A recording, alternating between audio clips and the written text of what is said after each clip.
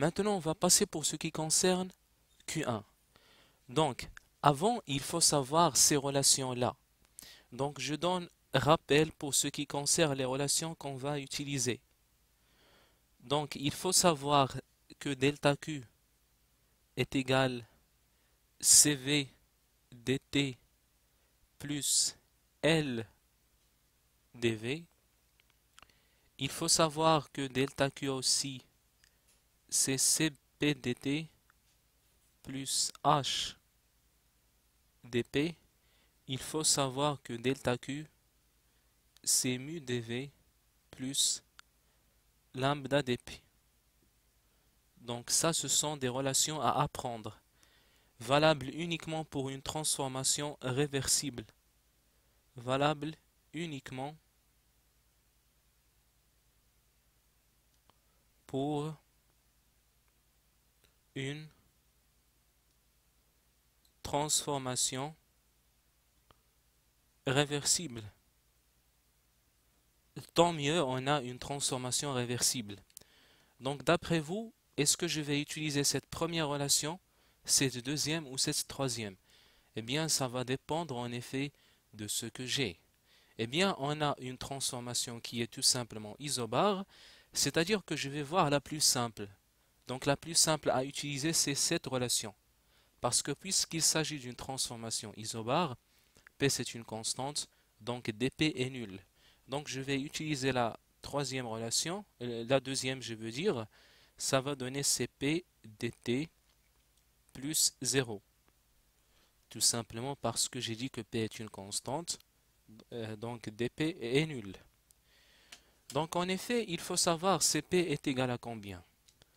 Donc on peut la prendre et on peut ne pas la prendre, ça dépend. Normalement, il faut savoir que gamma, c'est Cp sur Cv. Donc Cp, c'est gamma Cv. Donc normalement, Cp, c'est gamma Nr sur... Donc, si on oublie ça, il faut utiliser la relation de Mayer. Cp moins Cv est égal à Nr. Donc, si je prends ce Cp qui est gamma Cv, ici gamma Cv moins Cv est égal à Nr. Donc plutôt Cv facteur de gamma moins 1 est égal à Nr, ce qui veut dire que Cv c'est Nr sur gamma moins 1. Donc ici j'aurai gamma moins 1 parce que bon, Cp c'est gamma Cv, Cv c'est Nr sur gamma moins 1, donc Cp c'est gamma Nr sur gamma moins 1. Je répète, Cv c'est Nr sur gamma moins 1 et Cp c'est, d'après ça, c'est gamma Cv, donc Cp c'est gamma Nr sur gamma moins 1. Ici, N est égal à 1 mol, ce qui veut dire que Cp c'est tout simplement gamma R sur gamma moins 1. Donc je vais absolument utiliser cette relation-là. Donc gamma R sur gamma moins 1.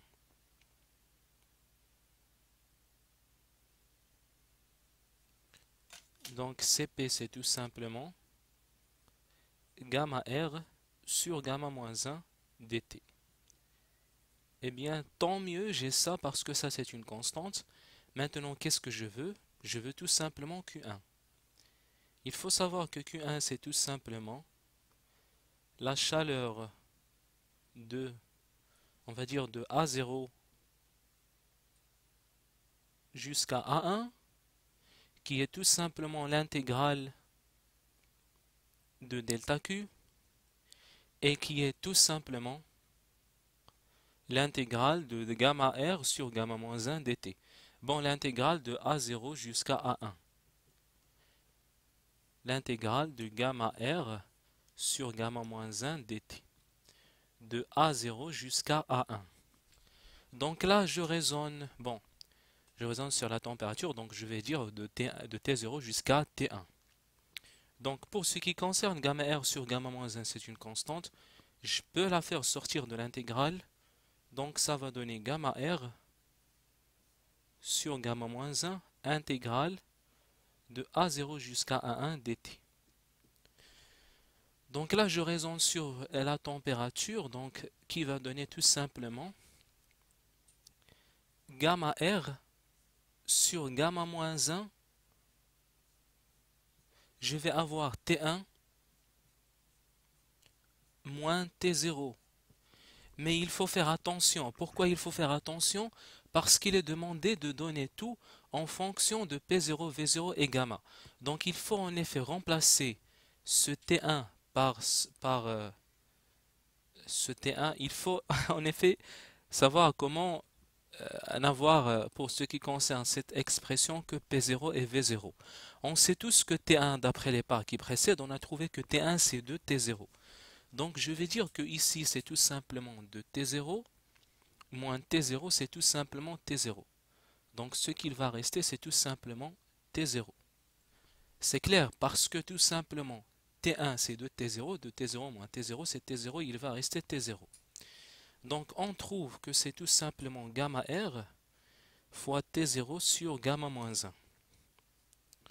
Alors et ça alors que si pour ce qui concerne le A0, si je viens ici vers A0, je trouve que P0 V0 est égal à NRET0, qui est égal à RET0 parce que N est égal à 1. Donc ce RT0 que j'ai, c'est tout simplement P0 V0. Donc ça, c'est tout simplement gamma P0 V0 sur gamma moins 1.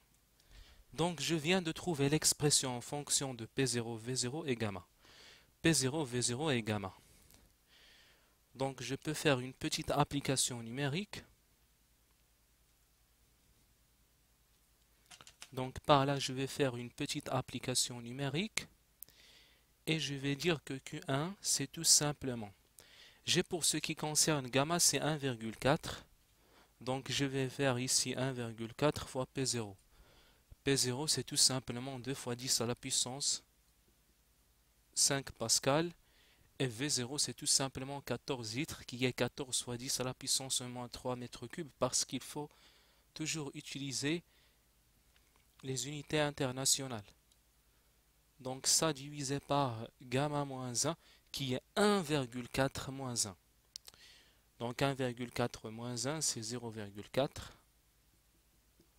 Donc tout ça divisé par 0,4. Ici, vous avez 10 à la puissance, bon, 10 à la puissance 5 fois 10 à la puissance moins 3. Ça ne va rester que 10, que 10 au carré. Donc, si je calcule ça, c'est 1,4 fois 2 fois 10 fois ça. 10 à la puissance 2 fois 14 divisé par 0,4 qui donne. En effet, cette valeur va donner tout simplement 9800 joules. Donc il faut, en effet, j'insiste pour ce qui concerne les unités, ça c'est en joules.